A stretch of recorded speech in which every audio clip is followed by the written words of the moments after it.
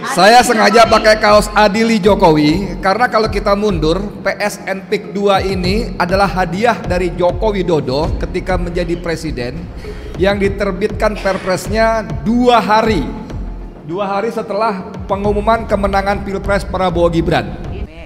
Bismillahirrahmanirrahim. Assalamualaikum warahmatullahi wabarakatuh. Waalaikumsalam warahmatullahi wabarakatuh. Masih kebaca nggak kaos saya nih?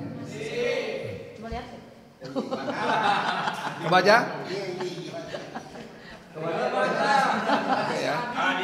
Saya sengaja pakai kaos Adili Jokowi karena kalau kita mundur, PSN PIK 2 ini adalah hadiah dari Joko Widodo ketika menjadi presiden yang diterbitkan perpresnya 2 hari setelah pengumuman kemenangan Pilpres Prabowo Gibran. Innalillah.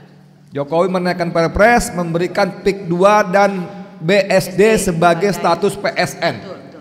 Dan kita menenggarai kuat bahwa ini adalah balas jasa Jokowi atas jasa Aguan dan kawan-kawan memenangkan Pilpresnya. Karena kita tahu Pilpres itu memakan dana yang sangat-sangat besar. Di samping di luar bansos uang kita, uang rakyat, uang APBN yang digelontorkan secara brutal untuk memenangkan kelompok yang ini. Dan hadiahnya adalah PSN. Dan setelah itu kita kemudian mengetahui bagaimana rakyat Banten khususnya menjadi terzalimi. Ya, saya sempat debat kecil dengan rekan Ahmad Khozinuddin ketika dia menggunakan istilah rakyat dirampas tanahnya. Saya bilang enggak lah, kan rakyat dibayar, walaupun harganya murah. Itu namanya dirampas. Perampasan adalah pengambil alihan hak dari orang yang tidak ridho. Nah, kalimatnya begitu. Saya sempat debat tapi iya benar juga dia. Makanya saya bilang oh iya oke benar. Jadi dirampas tanahnya. Nah, ini adalah dosa waris Joko Widodo. Salah satu saja. Ada rempang ya. Dia baru bicara soal PSN aja ya. Belum dosa yang lainnya seperti kata Ahmad Khozinuddin lagi. Kok saya bolak-balik referensinya dia terus ya? Tempo hari kita bikin acara, Ahmad Khozinuddin mengatakan kalau dokumen dosa-dosa Jokowi kepada bangsa dan rakyat Indonesia ini ditumpuk maka akan mencapai rembulan. Ngeri sekali nggak? Rembulan ya? Itu diulang sama siapa namanya? Dia pertama bilang langit, lalu mencoba dikoreksi oleh Profesor Muhammad Amin Rais sampai langit-langit. Bukan Prof, kata Ahmad. Bukan, ini bukan langit-langit, ini sampai langit, sampai rembulan. Dasar sekali manusia satu ini. Oke, sekarang kita balik ke soal Said Didu. Alhamdulillah teman-teman sekalian, warga negara Republik Indonesia yang berakal waras, berotak cerdas dan berhati nurani yang masih hidup ya. Masalah Said Didu sudah bergeser.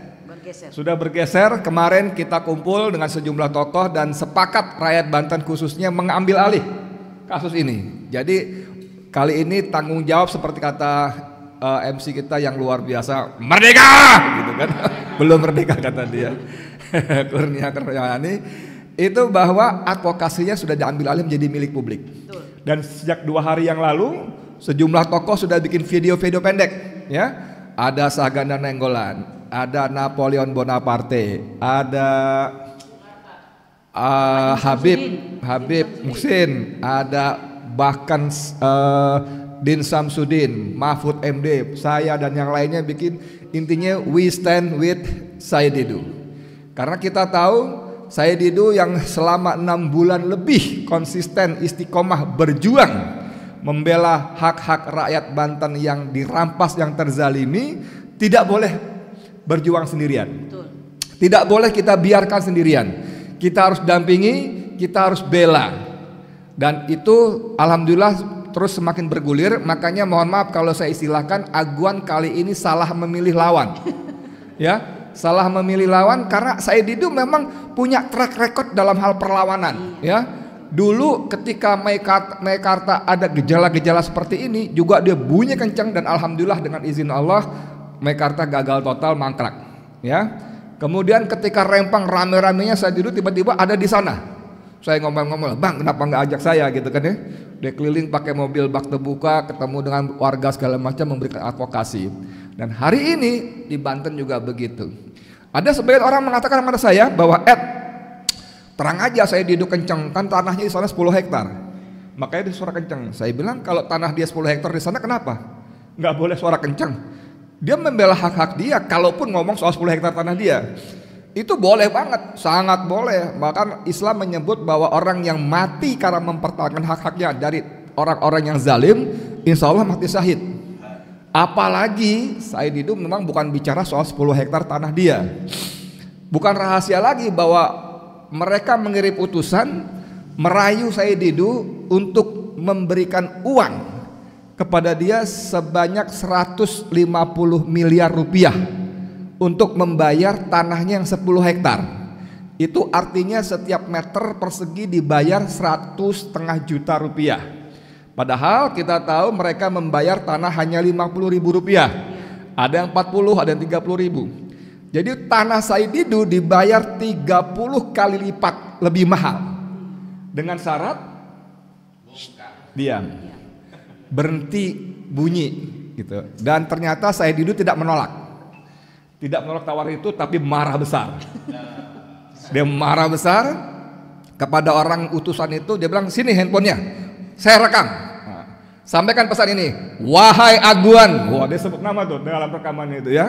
Wahai Aguan, kalau kamu bayar tanah rakyat minimal 1 juta per meter, maka tanah saya ambil gratis, nggak usah dibayar. Jadi kepada orang-orang yang nyinyir, yang hatinya dengki, yang kurang piknik, dengar ini baik-baik. Said Didu tidak berjuang untuk dirinya sendiri, ya. Bahkan dia merelakan tanahnya 10 hektar ambil oleh pengembang asal rakyat dibayar tanahnya 1 juta per meter minimal. Nah teman-teman sekalian, penonton semua channel, semua channel banyak banget ya. Jadi kita memang tidak boleh membiarkan seorang Said Didu berjuang sendirian, ya. Alhamdulillah ini semakin bagus. Tanggal 19 November besok, insya Allah Selasa jam 11 Said Didu akan kembali diperiksa di Polresta Tiga Raksa Tangerang. Dan seperti yang sudah-sudah, karena kasusnya sudah naik dari penyelidikan ke penyidikan, tidak selalu sih, tapi yang sudah-sudah, maka si terperiksa akan menjadi tersangka dan akan langsung ditahan. Mudah-mudahan tidak benar, ya. Tapi dugaan seperti itu. Makanya kita beri dukungan, pendampingan. Bukan demo ya. Bukan. Selasa 19 Oktober jam 10 kita datang ke sana sama-sama mendampingi Said Didu. Kita bukan berdemo, kita mendampingi Said Didu, kita berikan dukungan penuh bahwa ini perjuangan seluruh rakyat semesta. Oh, ya. Bukan perjuangan Said Didu saja, tapi perjuangan seluruh rakyat semesta. Dan kita juga sudah tidak tedeng aling-aling lagi. Kemarin hari Sabtu kemarin sudah ada kesepakatan bahwa 19 November dideklarasikan sebagai hari perlawanan rakyat terhadap Aguan. Kok Aguan? Iya, kita nggak ngomong oligarki lagi, kita ngomong Aguan. Karena Aguan adalah sekarang representasi oligarki yang dengan kekayaannya, dengan hartanya yang sangat berlimpah ruah, dia merasa bisa melakukan apa saja, ya, termasuk membeli aparat desa, aparat keamanan yang seragamnya ini, seragam itu, semuanya dia merasa bisa beli. Belum lagi pejabat ini, pejabat itu, dia merasa bisa beli. Tapi dia lupa bahwa ada rakyat Indonesia yang masih berakal waras, yang masih punya semangat jihad dan yakin dengan firman Allah yang dikutip oleh Buya Fikri Barino tadi, a'udzubillahi minasyaitonirrajim, kuntum khaira ummah. Engkau adalah umat yang terbaik, ukhrijat linnas, yang diturunkan bagi manusia, ta'muruna bil ma'ruf wa tanhauna 'anil munkar wa tu'minuna billah. Jadi menjadi umat yang terbaik menurut Allah itu bukan karena kita kaya raya, bukan karena ganteng, cantik, punya ilmu pengetahuan hebat segala macam, bukan, tapi karena kita ta'muruna bil ma'ruf, kita melakukan, menyeru kepada kebaikan, dan yang paling utama mencegah kemungkaran. Dan itu semua didasari oleh iman pada Allah, bukan ingin disebut hebat, berani, pahlawan dan sebagainya. Nah, kita bersama-sama insya Allah semua yang ada di sini dan semua yang menonton channel-channel ini, channel-channel perjuangan, ada Bang Edi channel, Refli Harun channel, Egi Sujana, Mimbar Tub, Arif apa Arif? Salwa, banyak semuanya yang lain ya. Ya banyak ini semuanya. Jadikan 19 November sebagai titik balik perlawanan rakyat terhadap kekuasaan oligarki yang sangat zalim, dan wabil khusus kepada Aguan. Siap semuanya ya? Insya Allah. Allahu Akbar. Assalamualaikum warahmatullahi wabarakatuh.